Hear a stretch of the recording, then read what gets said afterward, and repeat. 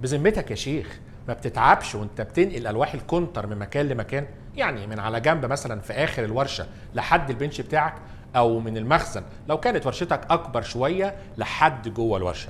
لازم بقى تنادي على حد يساعدك او يتقطم ظهرك وانت شايل، لو بالكتير بتسحب اللوح وراك. ده برضو كلام؟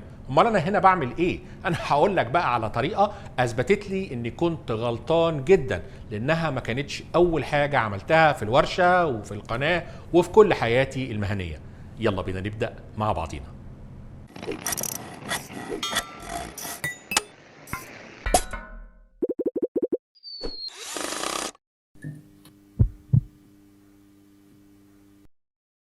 جبت مجموعة قصاقيس خشب وبدأت أفرزهم أشوف اللي هتناسب. أعتقد دي كويسة، 16 سنتي في 32 سنتي، والقطعتين دول مناسبين برضو وشبه بعض، 20 في 10 سنتي. هايل. عايزين بقى نركب القطع الصغيرة في القطع الكبيرة بالشكل ده، واحدة قدام وواحدة ورا، وهنسيب بقى فرق بينهم حوالي 4 سنتي. وهنحتاج لعجلتين أي نوع سواء ثابت أو متحرك. العجلتين دول كويسين، بيركبوا في الخشب باستعمال الصامولة المسنونة. هنركبهم في النص، واحدة شمال وواحدة يمين. نبدأ بقى نخطط القاعدة بتاعتنا بالمقاسات اللي قلتها، ان احنا نسيب في النص 4 سنتي. ونبدأ بقى أول حاجة نركب الصواميل. فهنروح بقى على الدريل بريس، نبتدي نعمل ثقب ببنطة 4 أو 5 ملي، وبعدين نبقى نوسع ببنطة مناسبة لمقاس الصامولة المسنونة، مقاسها 12 ملي بنت الاي دي.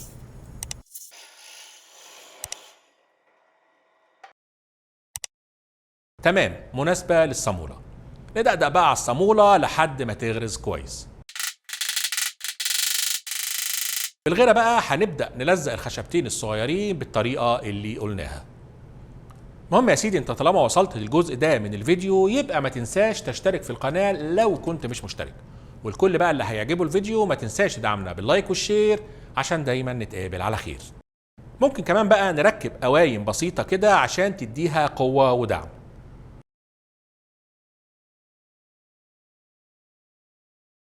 على المنشار بقى او بالاركت وعلى قياس 18 سنتي هنقص شريحة طولها حوالي 60 سنتي.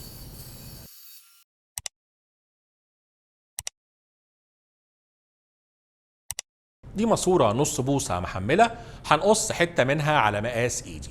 هنحطها هنا كده ونوسطنها كويس، ونبدأ نحدد رسمة ايدي لما تمسك الماسورة عشان هنقصقص كل ده بالاركت.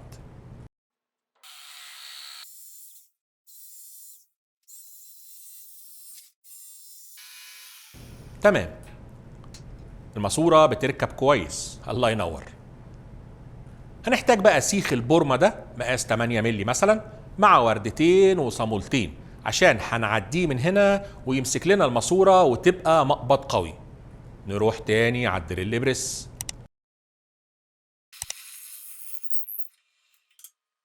تمام، السيخ بيعدي فلة شمعة منورة. نركب بقى الصواميل ونقفل عليها كويس، وهنبقى نقص الزيادة بالصاروخ. تمام قوي الدراع كده. هنجيب بقى الدراع وزاوية حديد صغيرة بس قوية شوية، هنبقى نركبها في الطرف، بس خلينا نشيل الحلية اللي فيها دي الأول. طبعا ما ننساش نضارة الحماية لما نشتغل بالصاروخ. ده صاروخ بوش البراشلس الجديد أبو بطارية GWS 18 فولت داش 10 مع قرص اينوكس لقص المعادن. هبقى اكلمكم عنهم في مرة تانية. هنحتاج بقى نتني الجزء ده ونزود ثقب هنا للمسامير. تمام كده. هنركب طبعا مسامير بصامولة عشان تبقى قوية ومتينة. هنعلم مكان الثقوب في الخشبة. انا رايح فين، انا راجع تاني، بس بعد ما عملت الثقوب مظبوطة تمام. نقفل بقى الصواميل ونقمط عليها كويس. نجيب بقى القاعدة زمانها نشفت، نركب العجلتين. مزيكا. ممكن نستعمل سيك لامب لو كان لوح الكونتر تقيل 18 مللي مثلا، او كنا هنسحب لوحين فوق بعض. بنحط الحامل تحت لوح الكونتر، وبعدين نجيب الدراع وعند الطرف الثاني من اللوح نرفع ونحطه تحت الزاوية الحديد. هنلاقي اللوح بيتحرك معانا زي الفل.